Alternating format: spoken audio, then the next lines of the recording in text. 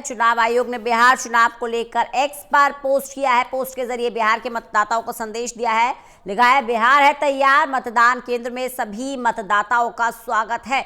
तो आपको बता दें कि चुनाव आयोग की तरफ से ये अपील की गई है कि बिहार पूरी तरह से तैयार है मतदान के लिए। आप आगे आए, अपने मताधिकार का इस्तेमाल करें। मतदाताओं का स्वागत चुनाव आयोग की तरफ से किया गया है।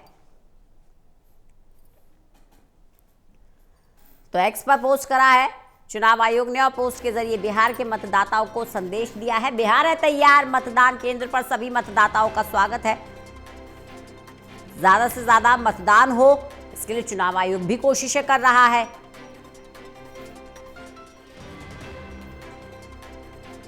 मतदान प्रतिशत बढ़े, लोग अपने मताधिकार को समझें, इसकी ताकत को समझें।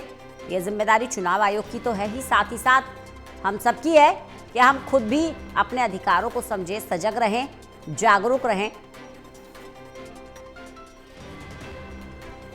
पोस्ट के जरिए बिहार के मतदाताओं को संदेश दिया गया है। हमारे साथ हमारे असिस्टेंट एडिटर ललित नारायण कांडपाल जुड़ गए हैं। ललित, चुनाव आयोग के लिए चुनौती तो है ही सुचारू रूप से चुनाव कराना, लेकिन जिस तरह से चुनावों की साख पर सवाल खड़े हुए हैं, चुनावों में धांधली के आरोप लगते रहे, ऐसे में वोटिंग प्रतिशत बढ़े, बढ़ चढ़कर मतदान हो, ये भी चुनौती है अब चुनाव आयोग के सामने।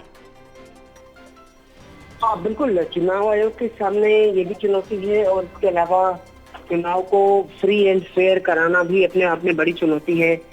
और विपक्ष लगातार आरोप तो लगा रहा है, लेकिन रंजना, एक बात और भी साफ है कि आरोपों के बीच में इन आरोपों को लेकर एक बड़ी अजीब सी दुविधापूर्ण स्थिति बनी हुई है कि विपक्ष आरोप तो लगाता है, लेकिन आरोप लगाने के बाद उस पर कोई निर्णायक चीज नहीं होती है। चुनाव आयोग ने भी कल अपना जवाब दाखिल कर दिया कि आखिरकार ऐसा कुछ भी नहीं है। लेकिन उन सभी के बीच में आज एक बार फिर से जो है बिहार में मतदान हो रहा है। 121 सीटें हैं।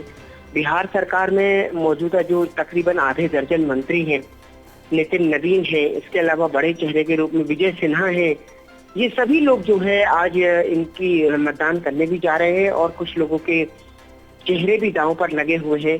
और अगर देखा जाए तो जो बड़े चेहरे हैं उनमें सम्राट चौधरी, इसके अलावा तेजस्वी यादव, तेज प्रताप यादव, मैथिली ठाकुर और कई सारे और भी जो चेहरे हैं वो आज के इस पूरे चुनाव में दांव पर लगे हुए हैं।